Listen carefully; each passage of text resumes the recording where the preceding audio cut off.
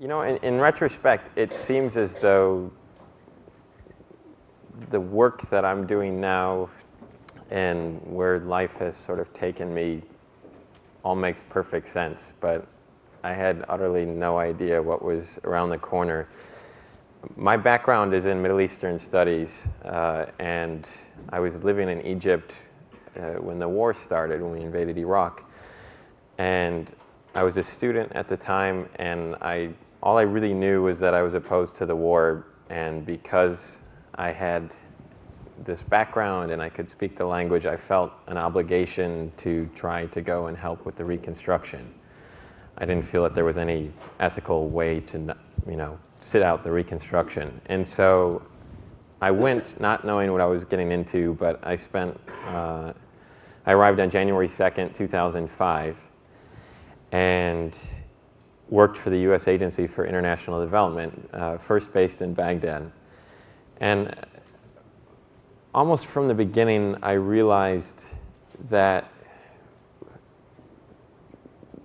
we had zero capacity to trust and zero capacity to understand or hear. And the work that I'm going to talk about in a couple minutes, I think it was almost inevitable.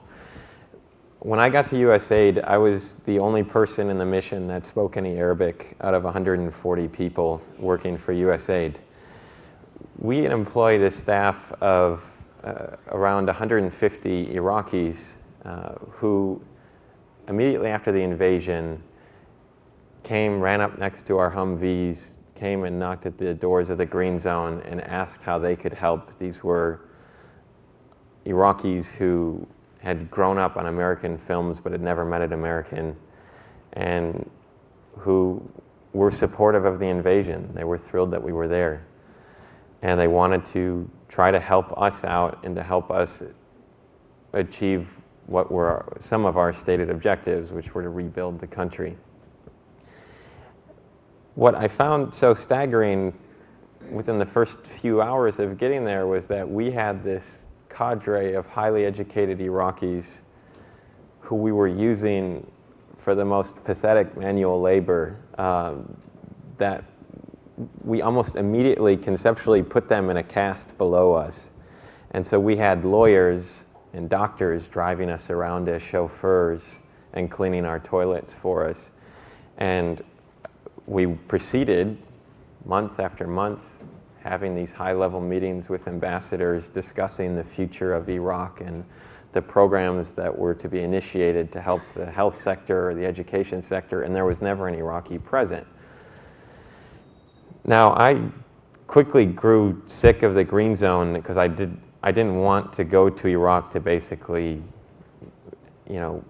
party, which is what happens a lot in the Green Zone, oddly enough, and I didn't feel like I was in the Middle East. I had lived in all of these countries in the region, and I was in this very bizarre sort of other world of paperwork and then just drunk contractors who were throwing parties. Like one day there was I'll never forget, one of my first days there was Talk Like a Pirate Day and Dress Like a Pirate Day. And so people walking around the Green Zone dressed like pirates.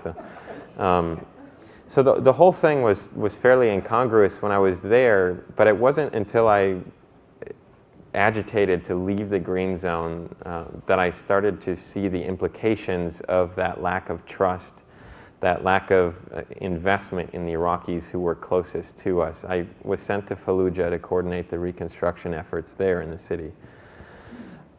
I every day sat across the table from tribal leaders and sheikhs and other business leaders with Marines on either side of me.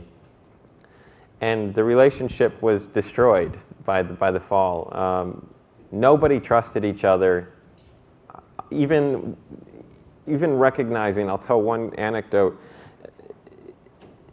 I had spent the last 10 years of my life studying the language, the history, the culture, and one day I went to meet with the city elders to try to resolve one problem, which was that the Marines were occupying 4 of Fallujah's 7 schools.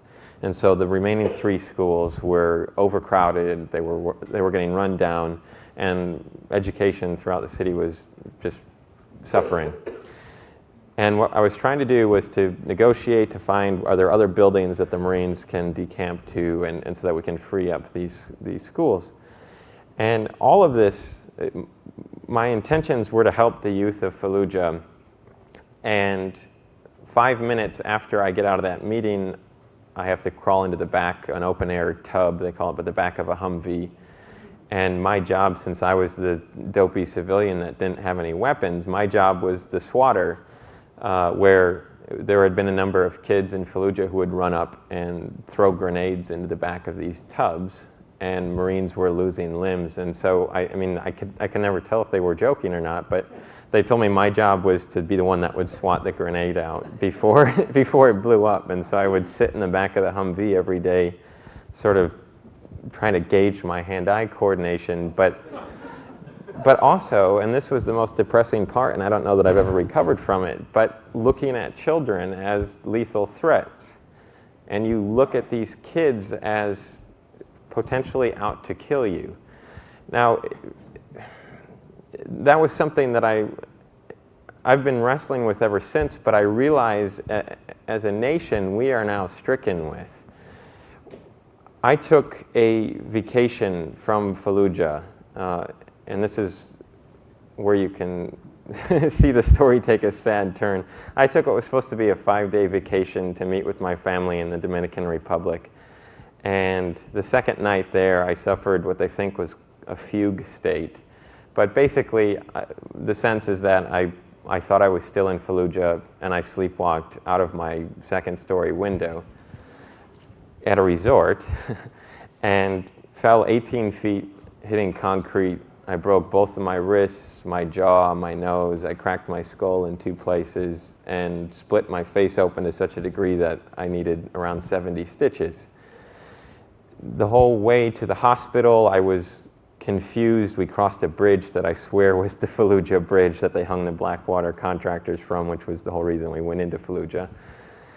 And like that, my year in Iraq, 365 days to the day, I was pushed back in a wheelchair back to Chicago, and all of the projects that I've been trying to set up in Fallujah completely unraveled, and my ability to try to do something that I had worked so hard to get to that point in Fallujah was yanked from me. And then all of a sudden I went from the most important job I've ever had in my life to lying on my back in my childhood bed with casts on my arms and a mask on my face, and my mom trying to dump soup into my mouth.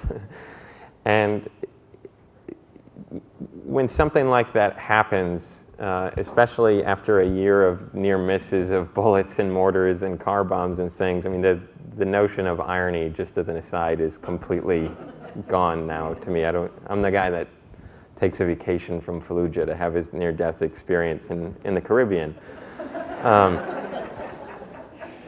So I spent most of 2006 in this dark psychological cave of depression and post-traumatic stress, and wondering whether or not anything I had done and risked my life for in the previous year had contributed anything of value. And I had no clue what I was going to do with my life, but I sensed that I wasn't done with Iraq yet. And after 10 months of surgeries and braces, twice in one life, I wouldn't recommend it to anyone,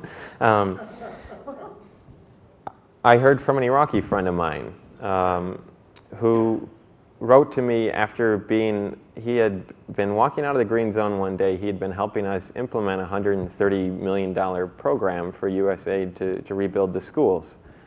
And he was walking out of the green zone one day and was identified by militia, and the very next day he came home and found the severed head of his dog on his front steps with a note pinned to it saying that his head would be next. He took the note to USAID, for whom he had worked loyally for years and with many awards, and they told him, that's unfortunate, we can't do anything for you, we'll give you 1 month unpaid leave, at which point we're going to give your job to somebody else. They basically fired him. He gathered what he could, and with his wife fled to the Gulf and wrote to me. And I was basically this depressed little wreck that couldn't offer anything to him, I didn't think. But as I was lying in bed, everything started to crystallize, and I realized, well, this is crazy. I mean, I have, you know, some connections. I could write something. I could try to do something to help him. And so I started writing an op-ed for the Los Angeles Times about his story. And I thought that my involvement with his story and with his life would end after it published, that maybe it would raise his profile a little bit and he would get into an embassy. I didn't know the first thing about refugee resettlement. What ended up happening after it ran was that article got translated into Arabic, immediately rifled and fired through the diaspora of other Iraqis who had been helping us and who had suffered similar fates. And within days, I started getting emails from other close friends of mine who I hadn't been in touch with. And I opened up Excel and started putting their names into a list. In February of 2007, I brought the list down to the State Department. The list was 40 names long, only of my former colleagues, and asked them what they would do. And they said that they would prioritize the processing. It's a lovely term, but what has happened since then is this recurring succession of, or an escalating succession, I should say, of me basically feeling like, okay, that's the last thing I'm going to do. I'm done with it. Like, I can't do anything else. A year and a half later, our list is now 1,300 names long. It is the largest, most comprehensive list of Iraqis who are suffering as a consequence of helping the United States. And every single day, we get emails either from Marines or soldiers or from the Iraqis themselves who are telling us their life stories, sending us the scans of their ID badges, which they can't get without a background check from our US government. Award letters, photos with our ambassadors over there doing translation work for them. And what we've done in that period of time is, I recognized very quickly I would have no capacity to help all of these people myself. And what I realized that op-ed did is scratch a very desperate surface, and all of this need bubbled up from the Iraqis. And there are a lot of Americans in this country who want to do something to help with the Iraq War. And almost within a few weeks of the idea forming, I had several law firms, white shoe law firms that have contributed nearly 200 attorneys and well over 12,000 pro bono hours now. So we're at a point now where we have a lawyer who has been trained in the ins and outs of refugee resettlement who can advocate for every refugee on my list. And it is this very large pressure mechanism where we have these great law firms that are basically pressuring the State Department and Homeland Security to try to push these cases through. By the time we were a year old, we managed to resettle and get to the US around 110 Iraqis who have helped us. But that being said, the same number of Iraqis have written to us in the last, I think, 10 days or so. One of the other developments is that because we're so small, we've just been trying to find partners because a number of people have fortes that we don't have. And so we have, Upwardly Global, which is based in San Francisco here, that they try to help the Iraqis find meaningful employment once they get here. But the other thing is that we just launched Netroots on our site, which is a Ning-powered social activism hub. And if you go to all of the main refugee advocacy NGO websites and click on how to help, you'll be given two options, which is mainly, more often the case than not, to contribute money or to sign up for a mailing list that organization may shake you down for money later. And we wanted to give people another option. And so what we've done now is provided them an engine by which they can organize into groups. In its first 2 weeks, hundreds of Americans have signed up. They're forming chapters all over the country. These chapters will be choosing to do advocacy. They'll sponsor Iraqi families that have come here. And we see no signs of that slowing. We haven't done any publicity on it. It's just, we feel like this is the American surface that we've scratched. And people who write to us every day to say that this is the first issue in the war that they understand clearly enough to take ownership on. Now, it seems to me, to get back to the notion of trust, that if we can't let these Iraqis in, and that's been the position of the White House, is that we can't expeditiously resettle them because we can't let in a terrorist, then we've dropped our moral compass, and we have, I think we run the risk of, after 8 years of a Manichaean approach to the world, where everything is very clearly black and white and into two camps, if we get to the point where we see Yagdan, the Iraqi who himself was fleeing terrorists, if we see him as a threat, then I don't see what values there are that we have to protect against terrorism. We're getting to a point where we will lose the war on terror if we can't let these people in swiftly. And yet we've created, the government has announced these programs where they claim to honor our moral obligation to these people, but it takes 1.5 years, 2 years to get in. And so what we've been pushing for is to look into what we are capable of as a nation. 12 years ago, we airlifted out 7,000 Iraqis from the north who were seen to be US affiliated. We flew them to a military base in Guam and processed them there in 90 days. And they're all American citizens now who have been helping us out. But sadly, I think we run the risk of seeing these children that I saw in Fallujah who were so innocent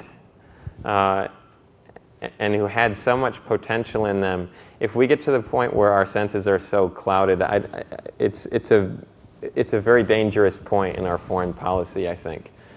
And I think that the notion or the concept of resettling these Iraqis and recognizing that our friends are our friends is the clearest signal that we can send to the world that we haven't lost our senses and our compass. And I'll end it there. I'm so used to answering questions, but I just get to drone on at all of you. So thank you for your time, though.